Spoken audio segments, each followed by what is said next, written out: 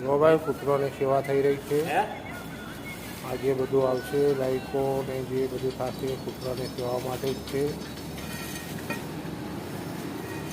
બહુ બધા કૂતરા ખાઈ રહ્યા છે. બધા કૂતરા જમી રહ્યા છે. બધાને જમાડવામાં આવે છે. આજે સપ્તાહિકને લાઈકો કરશો તે કૂતરા માટે જ છે. સેવા માટે ચાલે છે. કૂતરાની મોજ મજા આવે છે. કૂતરા માટે જમણવાર ચાલે છે. દરરોજનો આ જમણવાર ચાલે છે.